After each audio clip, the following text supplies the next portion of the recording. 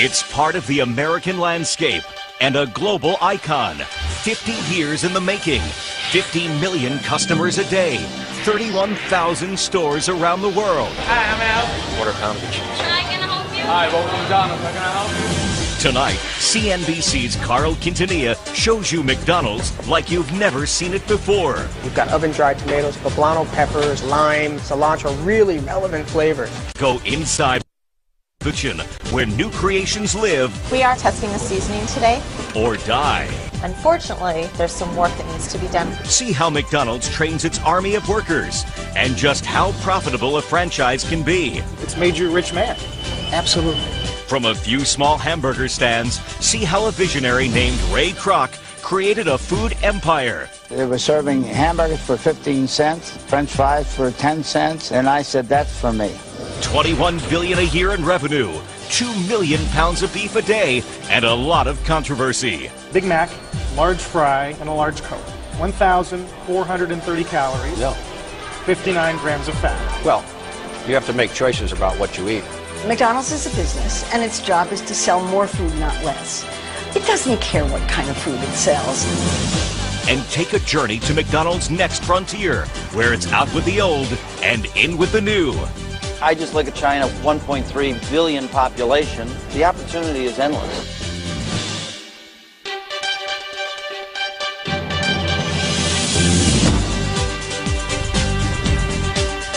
Now the CNBC original documentary, Big Mac, Inside the McDonald's Empire. You're looking at hallowed ground for the McDonald's Corporation. Today, this place, just outside Chicago, is a museum.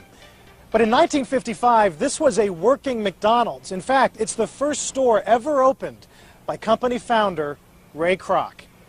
Good evening, I'm Carl Quintanilla. Back in the 50s, you could open a McDonald's with about $30,000. You would have been in on the ground floor for what would become the biggest, most successful, most powerful fast food chain in the world. Today, it could cost $1 million or more to buy a McDonald's franchise, but it can still pay off big time. As we found out when we began our behind-the-scenes look at the McDonald's Corporation with a visit to one of its busiest locations in the world.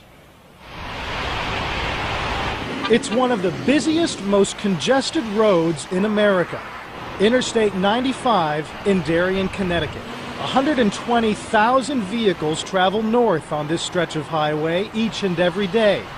120,000 reasons the McDonald's restaurant near Exit 13 is one of the busiest stores in the busiest chain. Thank you very much. You have a great one, all right? In the biggest and most successful commercial food enterprise on planet Earth. Can I help you, sir? George Michel is the owner-operator.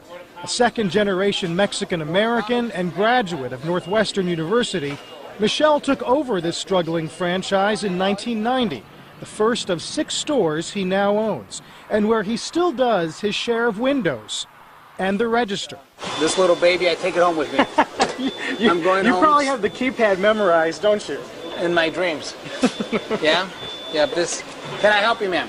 Like thousands of other McDonald's owner-operators, years of working 80-plus hour weeks have made George Michel a wealthy man. Come on, son.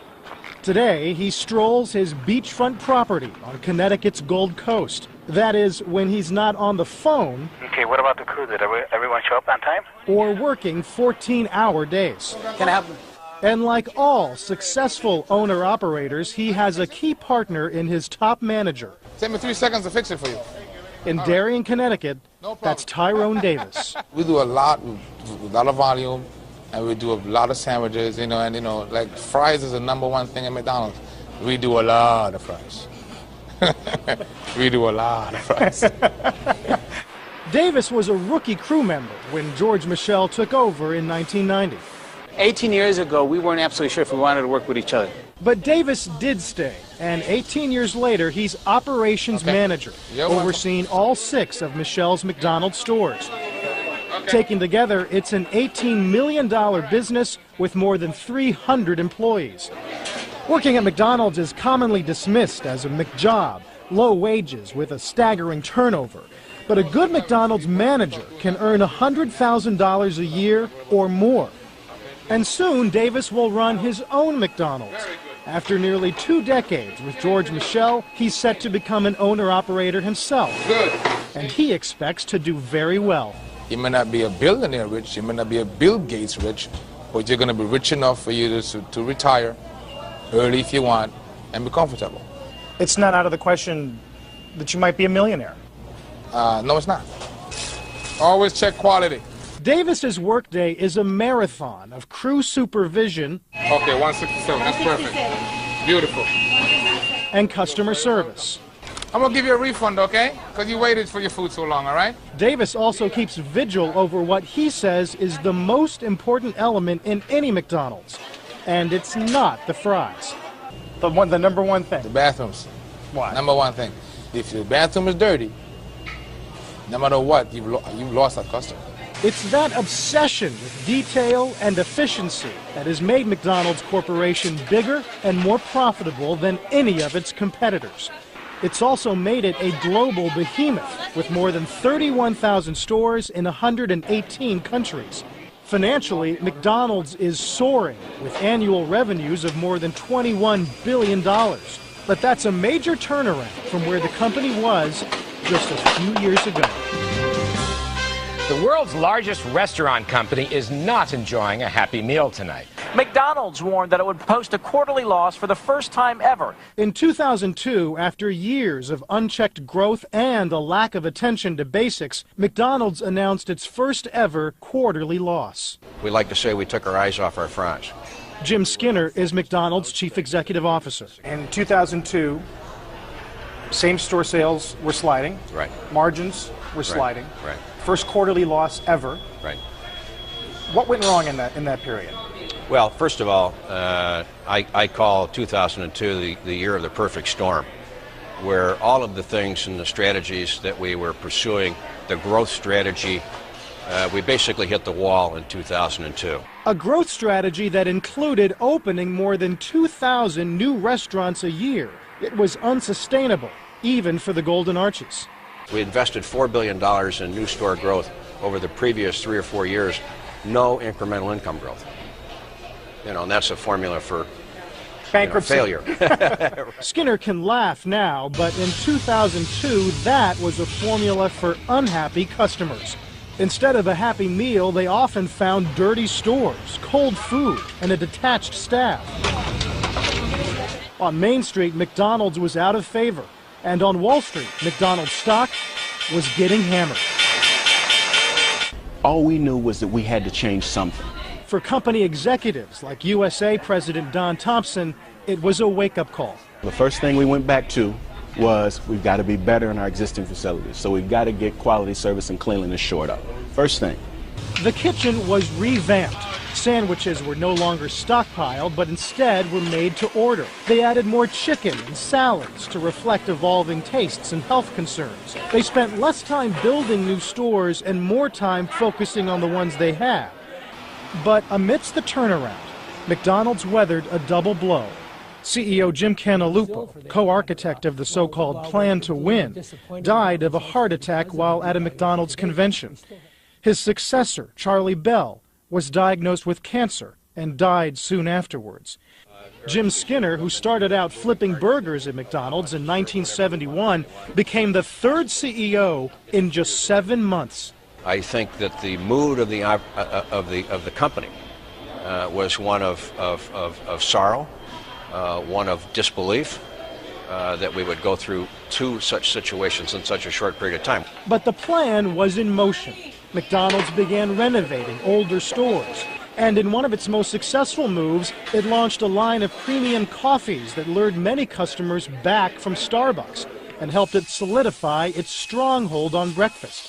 For McDonald's, breakfast is huge and delivers a quarter of every dollar it makes in the U.S. Getting back on track has been good news for the company and for store owners like George Michel, who keeps a reminder of how easily success can be derailed. Look at this. This is from USA Today when the company was in trouble. Yes, absolutely. And number one suggestion was fix the food. Yes. And we have. It's great food.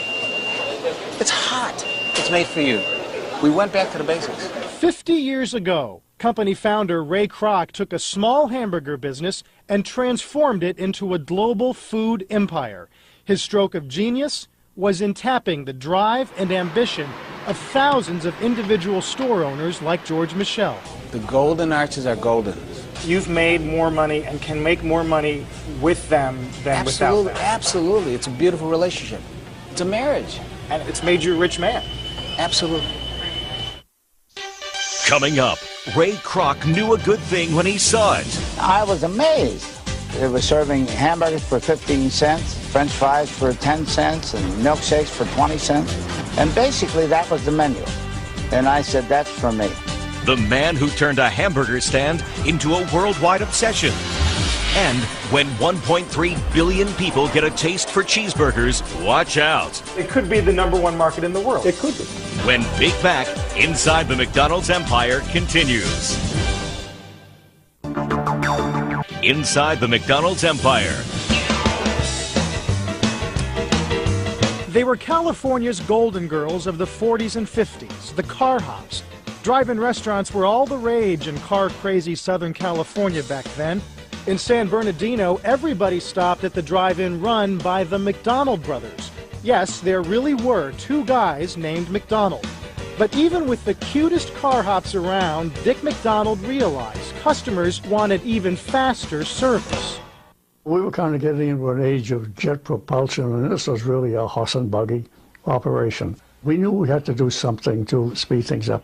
That something was getting rid of everything on their menu except the big moneymakers, and then making those the way Detroit made cars, on an assembly line. Former CEO Fred Turner explains. They got it down to 9 items. The production system on the hamburgers, the cheeseburgers, the fries, the milkshakes, they developed all of that. In 1948, the Brothers Drive-In reopened as McDonald's custom-built hamburgers, featuring their speedy service system. We began to get sales clerks, construction workers, cab drivers, and they loved the speed of it. Boy, they could come in, bingo. Another big factor, the youngsters loved it, so of course when we had the kids, we had mama and papa too. By the early 1950s, the McDonald brothers were earning nearly $500,000 a year in sales. For a Chicago salesman named Ray Kroc, it was a bonanza. Kroc sold multi-mixers, a machine that could make 5 milkshakes at a time. And he'd just gotten an order from the McDonald's for 8 machines. In those days, nobody had 8 multi-mixers in one business. So I went out there. And I was amazed. They were serving hamburgers for 15 cents, French fries for 10 cents, and milkshakes for 20 cents. And basically, that was the menu. And I said, that's for me. In 1955, Kroc signed a contract with the McDonald brothers to be their exclusive franchise representative. John Love is the author of McDonald's Behind the Arches. It was not a very good contract from Ray's vantage point. The McDonald brothers made a lot of money for doing nothing, and Ray made very little for doing everything. That didn't stop Kroc. He opened his first McDonald's in Des Plaines, Illinois. Back then, it was a calling card. Ray had something he could show and demonstrate, and people could come and look at and get a sense of what the potential was. In 1957, Al Golan became McDonald's first PR man. He's still doing it a half-century later. He talked a lot about getting big, having 1,000 stores, for instance. Do you think he actually believed it was going to happen? No, I don't think so. Because when I would sit with him with an interview in the early days, and a reporter would ask him, well, how many of these can you really open, Ray? And he'd say, we're going to open 1,000 of these someday. And then we'd go outside, and he'd give me a little wink and say, yeah, that'll be the day. Even in his wildest dreams, Kroc didn't think that kind of growth would happen anytime soon. He started slow, demanding consistency. Getting that meat centered on the bun is about the toughest thing that we have to contend with. He was intense about good operations. He was intense about quality of food, intense about fast service. but most intense about cleanliness. Quality, service, cleanliness became the McDonald's mantra, enforced by a management team led by former grill man Fred Turner. Fred was sort of the son that Ray never had, and Fred was extremely important to the company. It was Turner who started a very serious management training program with a very silly name, Hamburger University. While Turner's Hamburger U indoctrinated franchisees, Tom, congratulations. Kroc's financial wizard, Harry Sonneborn, came up with a plan that gave the company complete authority over its operators. McDonald's became every franchisee's landlord. You charge rent on the basis of what the franchisee sold. That put Ray's interest in parallel with his own franchisees. And his franchisees became the real marketing innovators within the McDonald's system. And there he goes. A Washington, D.C. owner started using a clown in his commercials. It was the birth of Ronald McDonald, played by none other than Willard Scott. Why? Isn't that McDonald's hamburger delicious? Mom told me never to talk to strangers. Well, your mother's right as always, but I'm Ronald McDonald. Give me a McDonald's shake. Franchisees were also menu innovators, sometimes out of necessity. Cincinnati owner Lou Groen had his store in a Catholic neighborhood, and McDonald's had nothing on its menu for meatless Fridays. So I got the idea I was going to make a fish sandwich. I told Ray about it. He said, I don't want your damn fish sandwich. It's going to stink up my restaurants. Kroc didn't want the fish sandwich because he thought he had a better idea. I said, well, we'll take a slice of pineapple, and incidentally, this is a great sandwich at home. Fix it up. You haven't given up on it, have you? You grill it in butter and put a slice of cheddar cheese on top and one on the bottom, and put it on toasted bun or bread, and they call it a hula burger. A showdown was arranged for Good Friday, the hula burger versus Lou Groen's fish sandwich. Whichever sold the most would be put on the menu. I called up and I said, how many sandwiches did Ray sell? He says, I can't tell you. He says, how many did you sell? I said, 350.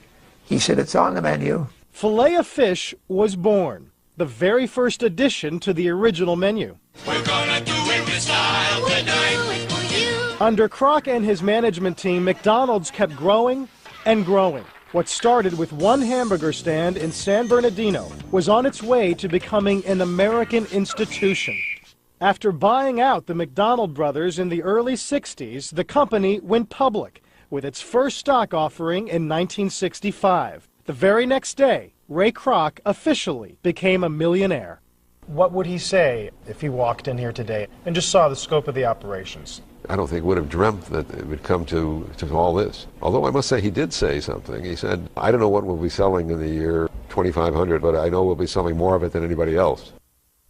Coming up, go behind closed doors at McDonald's Test Kitchen. Would you have ever thought that you'd see orange glazed into a McDonald's near you when Big Mac Inside the McDonald's Empire returns. Armed with an array of utensils, these chefs are on the go. Slicing, dicing, peeling, mincing, sautéing, searing, and grilling. Mixing robust flavors. It's got a good viscosity. And filling the air with zesty aromas. But this isn't the kitchen at Spago. You know, if you guys smile, the food tastes better. You know that, right? This is McDonald's. When you tell people that McDonald's has a head chef and it's you, are they surprised? Yeah, they are surprised. And I think I'm a hero to a lot of people. Like the 5-year-olds and the 7-year-olds, I'm like, you know. Dan Coudreau, better known here as Chef Dan, is McDonald's director of culinary innovation. Hot time. And if you think McDonald's and culinary innovation don't go together, consider this. Chef Dan graduated at the top of his class from the Culinary Institute of America. He served up some of the fanciest dishes at some of the finest restaurants, including the Four Seasons resorts. When you told people, I'm going to go work for McDonald's, right, what was their reaction? why McDonald's? I mean, you know, it's just burgers. Our menu hasn't changed in so many years. That's where I don't think people really notice. I don't think people notice that the fruit and yogurt parfait was introduced, or the triple thick shakes and different flavor profiles have been introduced, or the salads were introduced. Those new items took the fast food giant beyond its core staples of Big Macs, Quarter Pounders, and fries. Here in their gleaming test kitchen at McDonald's headquarters outside of Chicago, Chef Dan has cooked up a few dishes to lighten McDonald's meat and potatoes menu, like the Southwest salad. You've got fire-roasted corn, you've got oven-dried tomatoes, poblano peppers, lime, cilantro, really relevant flavors. And the Asian salad. Would you have ever thought that you'd see orange glazed chicken with roasted almonds, with edamame and snow peas and a sesame ginger vinaigrette at McDonald's? Well, that's a product that's on our menu today. But salads aren't all Coudreau has rolled out. Their new creation, the snack wrap, has quickly become a hit. Can I get 2 snack wraps? 1 snack wrap, crispy with no lettuce. We're seeing a trend of people doing what we call grazing, or having 5 smaller meals. So the snack wrap just fits in beautifully in that whole arena. That was a good product for us. The snack wrap was unwrapped only after it passed a battery of tests and met some important criteria. Is there a market, is there supply, and is there the ability within our restaurants to produce it? And with more than 13,000 restaurants around the country, preparation must be easy to duplicate. We can come up with those great ideas very quickly in this kitchen because we're trained culinarians, but how do we take that product and transition it into our restaurants so that an 18-year-old, a 20-year-old can do it that is working in our restaurants? That's just the beginning. Creating fast food is actually not so fast. Every item goes through intense scrutiny and an exquisitely detailed development process. Each year, some 1,800 menu ideas are tossed around in Chef Dan's kitchen. Let's just start throwing ideas out. Breakfast biscuit. Biscuits. Only 3 or 4 make it to the stores. By the time a product reaches the menu, it's gone through upwards of 200 tests and years in the pipeline. How's it looking? Deborah McDaniel is the head of McDonald's Food Innovation and Menu Management. Her team is currently developing a 3rd-pound premium Angus burger. This is not the first time it's been through here being tested. No, we've used our panels for a lot of different aspects of the development of this particular product. This was probably about our 15th panel. There are 34 suppliers for this one product. Panels test each supplier's products to make sure they all match precisely. This ensures that every customer at every McDonald's gets the exact same taste. Can you let us know what characteristics you're testing?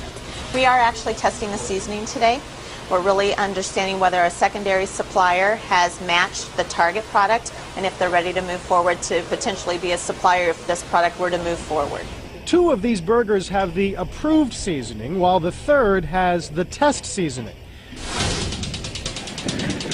Sampling burger after burger after burger, panelists attempt to discern any inconsistency and determine if the seasoning supplier has made a match, taking detailed notes after every bite. It's been an hour or 2 since the panels were done. What did you find out? Well, unfortunately, the panel showed us today that there was a difference in the 2 products. So our test product did not match our control product, which means that there's some work that needs to be done on the supplier side to try to match this product. It's not like they're in trouble that they didn't pass this round. We work very closely with our supplier partners, and so we need them, and we'll just continue to work with them to identify how to fix it. Right. With 15 tests behind them, many more evaluations lie ahead for the Angus burger before it's rolled out nationally.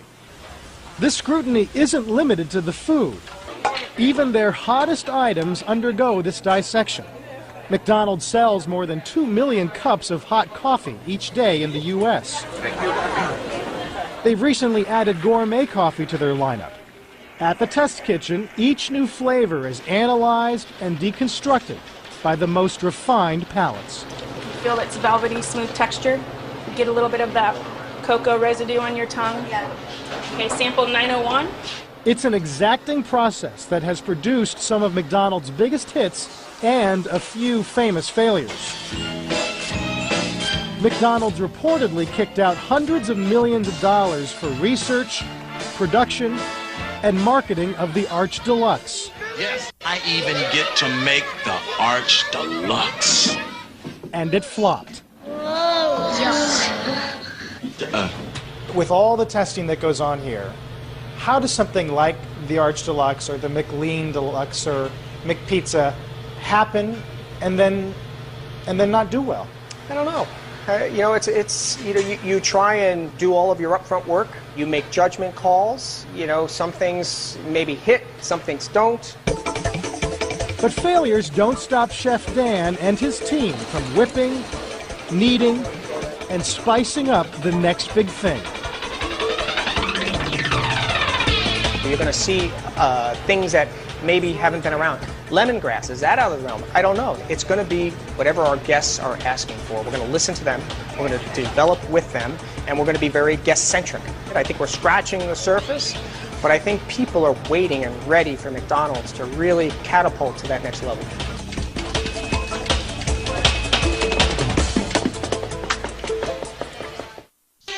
Coming up, millions of American kids overweight. Is McDonald's to blame? There's very clear research showing that when people are served large portions, they eat large portions. And take a journey to McDonald's next frontier. And Mojoshi means I'm loving it. When Big Mac Inside the McDonald's Empire continues. Inside the McDonald's Empire continues. Over the years, as McDonald's has expanded, its portion sizes have expanded too.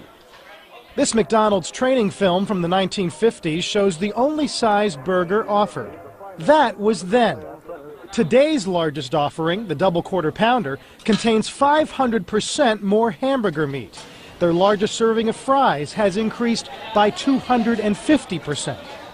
Facts that stick in the throat of critics like Kelly Brownell, director of Yale University's Rudd Center for Food Policy and Obesity, which is conducting a multi-year study of McDonald's food. The products have grown and grown and grown. There's very clear research showing that when people are served large portions, they eat large portions. Today in the U.S., those large portions, available at McDonald's and elsewhere, so easy, cheap, and tasty, contribute to what is widely seen as an epidemic of obesity. Since 1960, obesity among children and adolescents has more than tripled, and today more than 9 million children in the U.S. are obese. And poor children face the greatest risk of all, says Brownell. If you're hungry and you need to fill up and you don't have much money, you want to go for the greatest number of calories per dollar, and the fast food industry offers a lot of that. CEO Jim Skinner says people don't eat at McDonald's often enough for it to be blamed for obesity. And he says the menu offers lots of items that fit a healthy lifestyle. But the fact of the matter is, for McDonald's, its bread and butter is still meat and potatoes. Big Mac, large fry, and a large Coke. 1,430 calories, 59 grams of fat. Right. How is the public supposed to take your directives to make healthy choices when so much of the bread and butter of the business is that kind of food, which is clearly not healthful? Yeah. Well, you have to make choices, and personal responsibility and make decisions about what you eat. The fact is, every day, millions of people choose burgers and fries. Marion Nessel is professor of nutrition, food studies, and public health at New York University. As a nutritionist, explain what happens to your body when you eat too much of the kind of food McDonald's serves. Blood pressure goes up, blood sugar goes up, blood cholesterol goes up. All those bad things happen. And people gain weight. And people cannot handle that on a daily basis. As the movie Super Size Me famously portrayed, filmmaker Morgan Spurlock lived exclusively on McDonald's meals for 1 month. The company has since eliminated its supersized portions, though it says that's not a result of the movie. McDonald's acknowledges it isn't tone deaf to criticism. We don't have all the answers, and if you're going to be part of the solution and you're going to be a credible company, you have to listen, and you have to listen to your critics too. As big as they are, McDonald's largest portions are smaller than two of its competitors, Burger King and Wendy's. And while many critics credit McDonald's for adding healthy items, some argue that burgers and fries are still the heavyweights. I think it's great that it's selling apples. I think it's great that it's selling salads. But its main focus is on hamburgers, French fries, and sodas. Do you think they're interested in seeing their salads sell or their apples sell well? Or do they just want it on the menu so they can say, look, we're trying? I think both. McDonald's is a business, and its job is to sell more food, not less. It doesn't care what kind of food it sells. Can you envision a day when you don't sell hamburgers? No, I think we're a hamburger company and we'll always be selling hamburgers. McDonald's spends $2 billion in advertising aimed at every demographic imaginable, including, of course, children. McDonald's executives claim Ronald McDonald is one of the most recognizable characters on the planet, second only, they say, to Santa. Ronald McDonald is a means of marketing directly to kids. Did somebody say?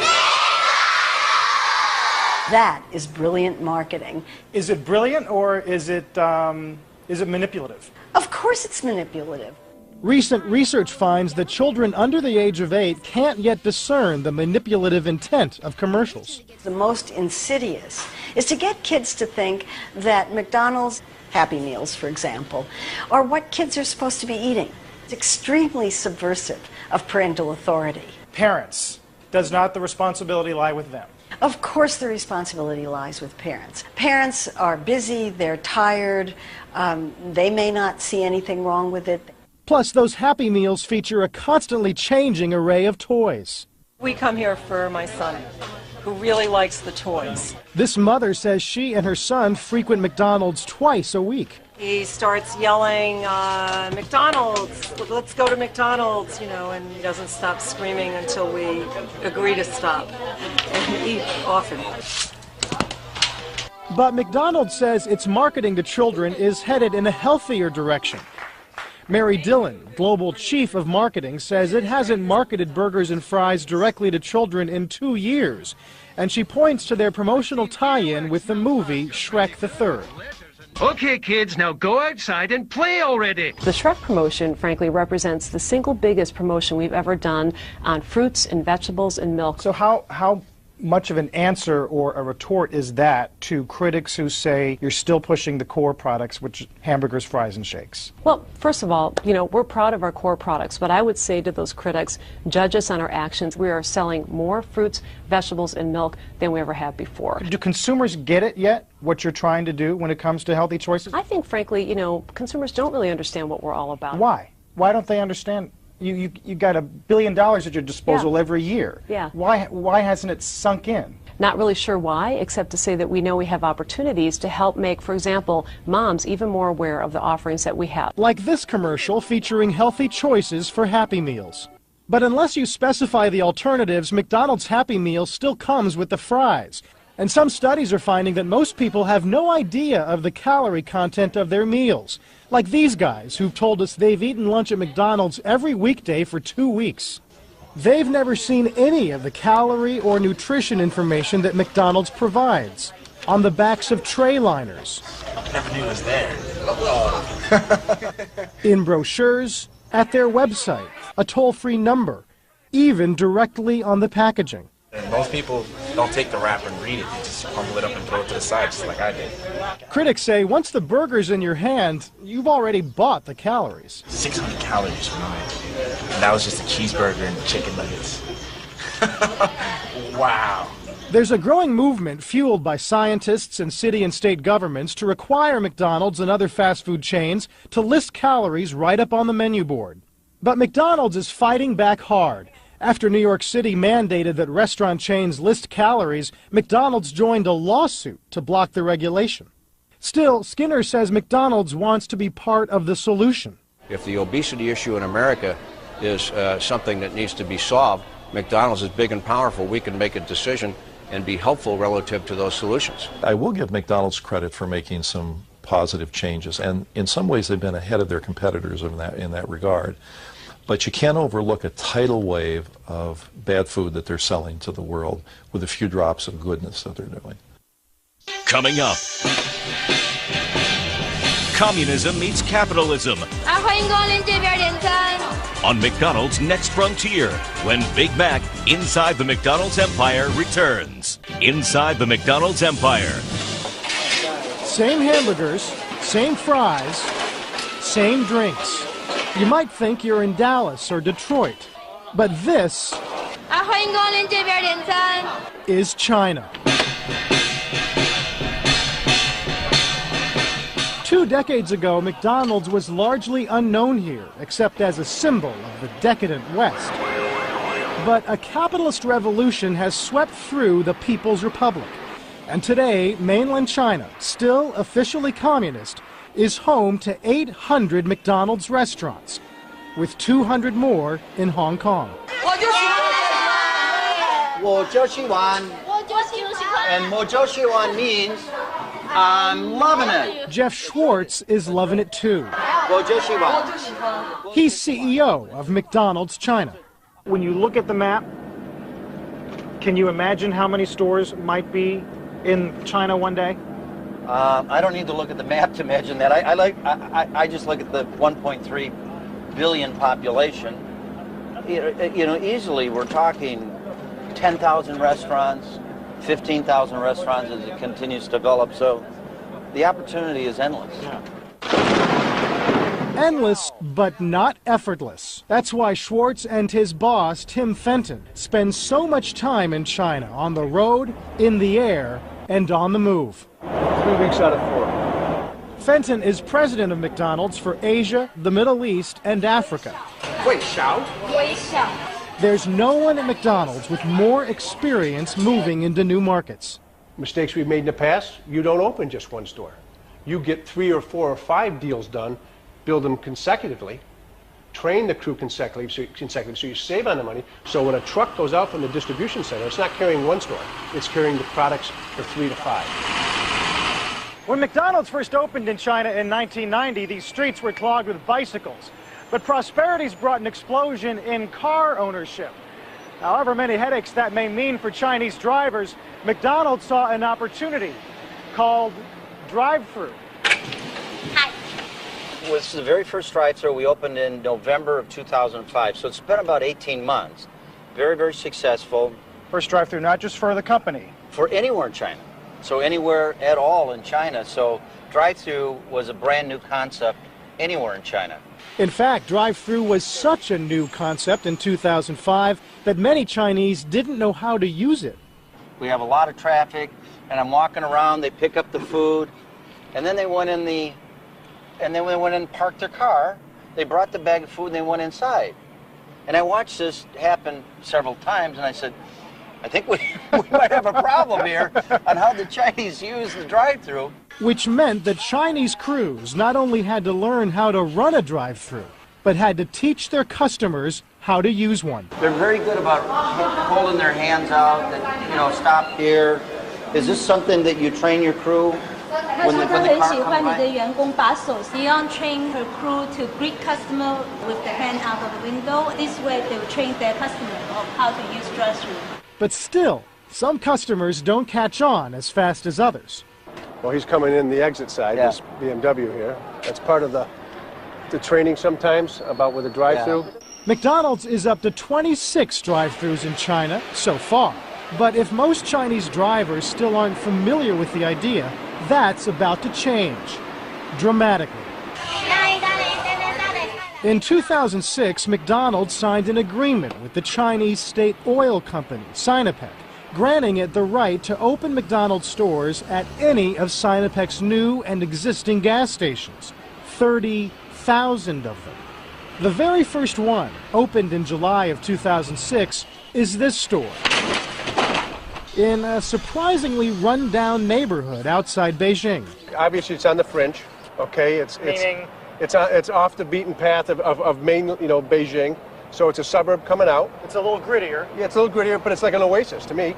I'm guessing we might be a little premature here from the McDonald's side, but with only upside potential. Yeah. That, in a nutshell, has become a key part of McDonald's expansion strategy in China. The willingness to bet on an area that may not be ready for McDonald's yet.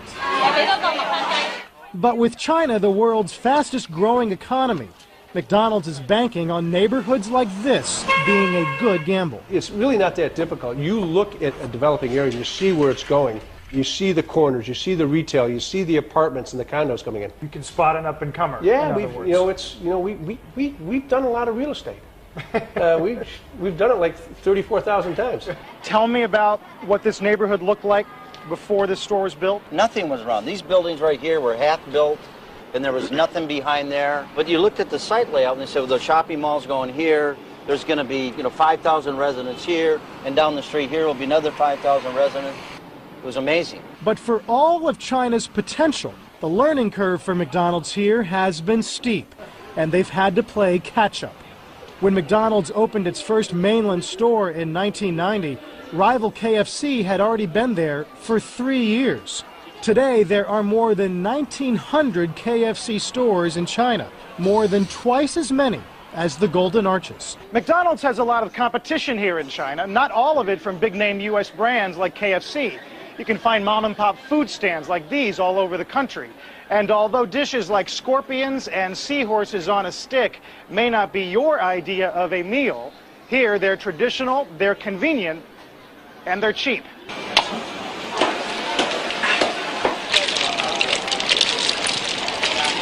A short walk through any Chinese city reveals a kaleidoscopic array of foods, tastes, and textures. Adapting the McDonald's menu to palates used to foods like these is the job of McDonald's corporate chef, Leslie Bailey. Now, this is the value pork burger. He spends his days in a Hong Kong food lab that McDonald's calls the Forbidden Kitchen. We're going to test this in 40 stores. It's got a good kick to it. What makes it hard? Is it the sauce or even the patty? No, the patty itself. It's seasoned itself. with Sichuan pepper. That is good. Yeah. That is a good sandwich. With the cucumber. Wow. Taste, convenience, and price are important in China, just like in the U.S. But the issue here that trumps them all is food safety. It is a nightmarish problem in a developing country where corruption is rampant and safe food handling practices are still largely unknown. How much do you live in fear of waking up some morning and seeing a headline about McDonald's food safety being called into question? I don't live in fear of it. It's always in the back of your mind, something because of the area we live in, particularly of the history that this part of the world has had with avian influenza and SARS.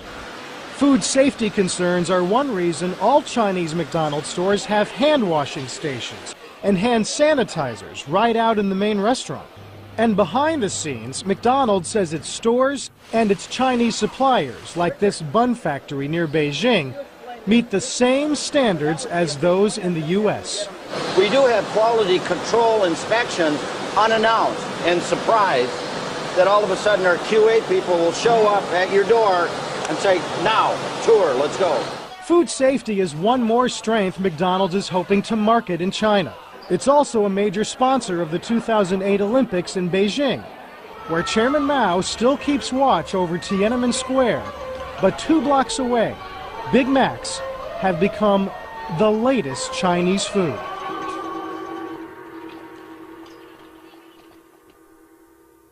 With more than half of its stores in foreign countries, McDonald's has long since given up trying to count how many burgers it's sold. What it is counting on is a future where the Golden Arches continue to spread across the globe, generating more French fries, income, visibility, and quite possibly more controversy than Ray Kroc could ever have imagined.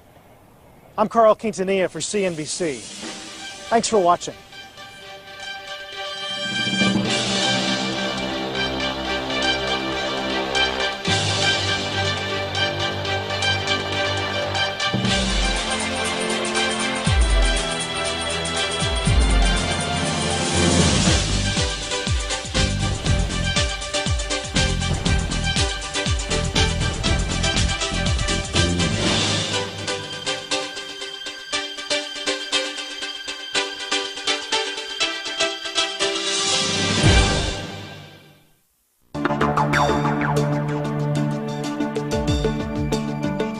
You're watching a CNBC original documentary on CNBC Life.